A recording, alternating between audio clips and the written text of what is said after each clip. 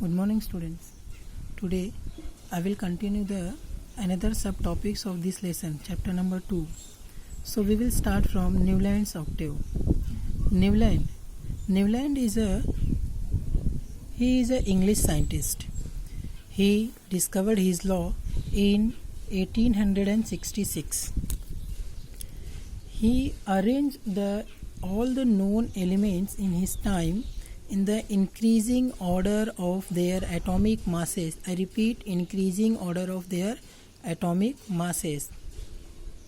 So he started the lightest element. Lightest element means the element which are having the lowest atomic mass, like hydrogen.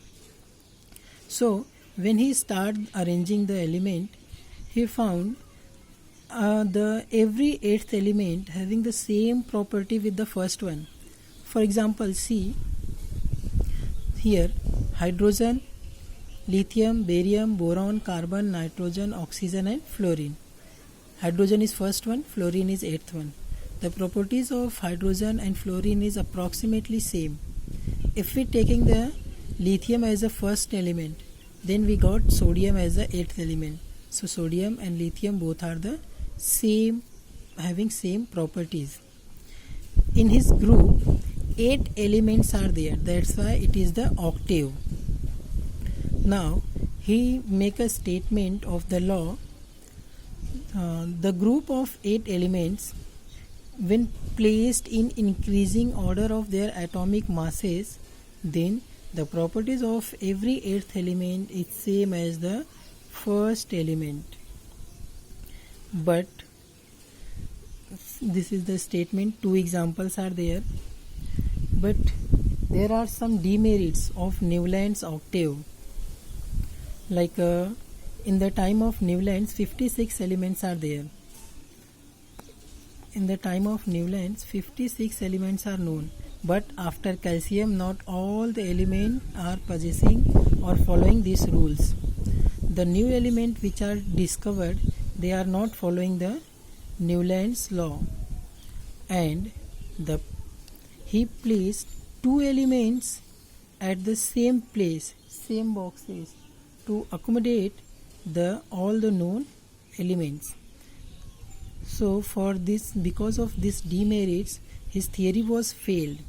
So the science gives the freedom to repeat the experiment of one scientist for the another one. So next one is Mendeleev's. Mendeleev's again started the same experiment with his views. So Mendeleev considered the fundamental property of the element to classify them. In the time of Mendeleev, 63 elements are known. So he considered the fundamental properties of that element, like a atomic mass. He considered the atomic mass is the fundamental properties. So he arranged all the elements in increasing order of their atomic masses. So after arranging, he created a whole table. So he got the properties of some element is repeated after a fixed interval of elements. So he organized the periodic table on the basis of the chemical and physical properties of elements. Chemical or physical properties like melting point, boiling point, densities, molecular formulae of the hydrides and oxides of the element. So on the basis of all these things, he created the law. The statement is: properties of elements are periodic function of their atomic masses. So this law is very important. I repeat again: periodic properties of elements are the periodic function of their atomic masses.